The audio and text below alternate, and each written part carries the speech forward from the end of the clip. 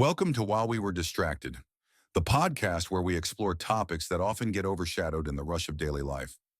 All right, so let's dive into this whole UFO thing, or UAP as the government likes to call it now.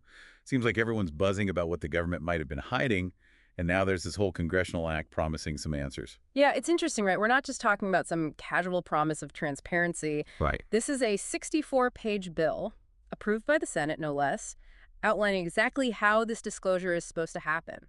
Pretty significant, if you ask me. Definitely sounds like it. So what exactly are these requirements? Like, what needs to be revealed and when? Okay, so the Act says all 18 U.S. intelligence agencies and all 32 Department of Defense agencies, they have to put together all their UAP info. I mean, everything. Reports, memos, studies, even phone calls. Everything from January 1st, 1945, all the way to now. 1945. Whoa, that's like almost 80 years of potential secrets. So where does all this go? Will we, the public, finally get to see what's been hidden? Well, that's where it gets a little tricky. All this info, it has to be sent to National Archives by October 20th. But here's the thing. Just because it's sent there doesn't mean it'll be released publicly. Wait, so they gather all this potentially mind-blowing stuff, send it to the National Archives, and then what? Just lock it away? What's the point of all this then? Well, hold on. The Senate Intelligence Committee and the House Intelligence Committee, they'll get to see it. And the Act creates a review board, people with, as the bill puts it, high national professional reputations, to decide what can be made public and what has to stay classified. So basically, the National Archives are like the librarians. They keep all this UAP info safe, but they don't decide who gets to read it. That's up to the review board. You got it. And what about the rest of us, the public? Is there any guarantee we'll ever see any of this? The Act did mention something about public disclosure, right? Right, it did. Originally, the idea was to release things publicly right away, like as soon as all the info went to the National Archives on October 20th. But then the House of Representatives stepped in and changed things up a bit. Oh, what did they change? Well, instead of immediate public release, they changed it to as soon as possible. As soon as possible. That's super vague. I mean, that could mean years, decades even. Exactly. And that's not the only thing that makes you wonder just how committed the government really is to transparency. What do you mean? So in the early drafts of the bill, there was this clause about eminent domain. It basically said the government could seize any recovered UAP tech. Wait, really? Like straight up take it? Yeah, exactly. But then they took that part out of the final bill. Took it out. Why would they do that? You'd think that'd be pretty important if they're serious about figuring out this tech and maybe even using it. Yeah, it is a little strange, isn't it? And it makes you think about who might be pulling the strings behind the scenes and what their motives might be. Which actually leads us to some interesting thoughts about the role of certain companies, but we'll get into that after a quick. Oh, come on, don't leave us hanging. All right, let's keep going.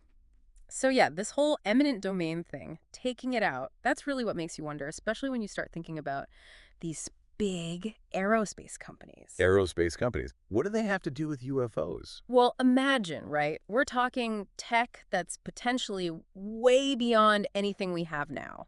Like light years ahead. Think about the money, the power. So you're saying these companies might be looking to get patents on this UAP tech and getting rid of that eminent domain part that's like protecting their potential claims. It's definitely possible. If the government could just come in and take this recovered tech, it kind of throws a wrench in any private company's plans to, develop and profit from it. Yeah, that'd be a huge incentive to lobby against that clause. Yeah. But what about, like, the bigger picture? What if this tech could solve some of humanity's problems? Doesn't that outweigh a few companies making a buck? Oh, absolutely. And that's the debate, right? What comes first, profit or progress? It shows how complicated all this is. You've got the government, intelligence agencies, these corporations, and then us, the public. We've all got different things we want. It's like a high-stakes poker game. Everyone trying to outsmart each other and come out on top. Perfect analogy. And in this game, it feels like we, the public, are stuck with the worst hand. Ugh, it's so frustrating. We're the ones who are the most curious, the ones who need answers. But it feels like we're just waiting around while everyone else makes the decisions. Yeah, it really shows you that even with a fancy Congressional Act and all these promises of transparency, there's still a lot going on behind the scenes. So let's say, just for fun, that this review board actually does decide to release some of this info. Who gets to decide how it's presented? I mean, they can't just dump a bunch of files online, can they? Nope. Definitely not.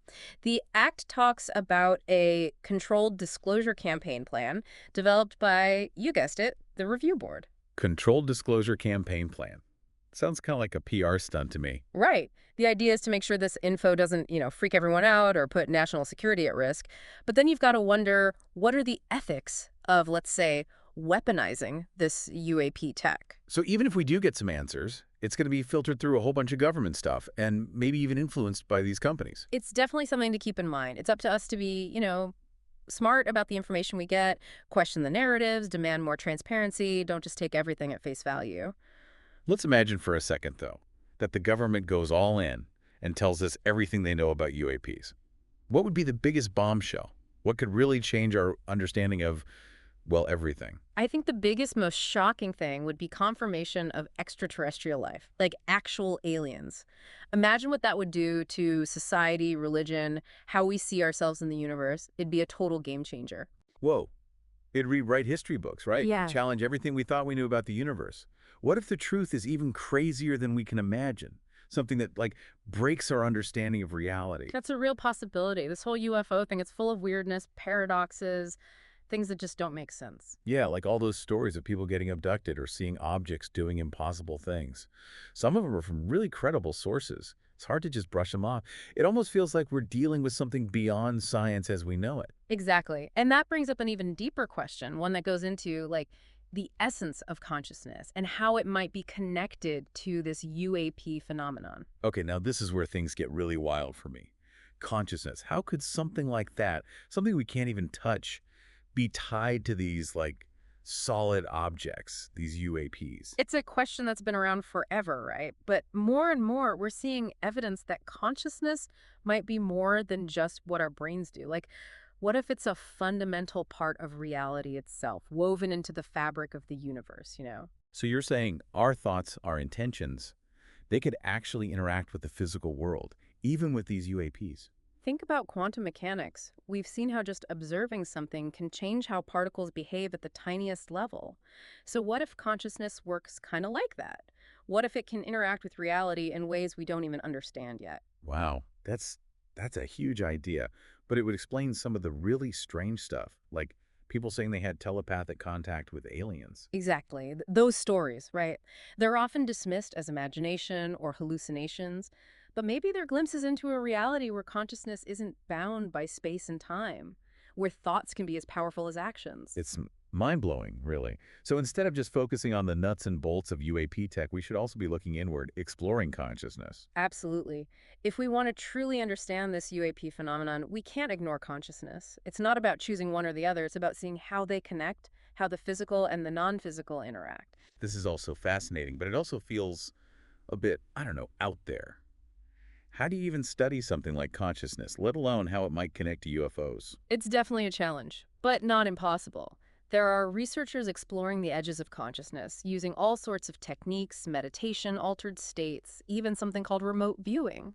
Wait, remote viewing? Yeah. Like psychic stuff, seeing things far away. I know it sounds like sci-fi, but governments and intelligence agencies have actually been studying remote viewing for decades. And some of the evidence is pretty compelling. So if remote viewing is real, could it be used to learn about UAPs? To see what our normal senses can't? It's an intriguing possibility.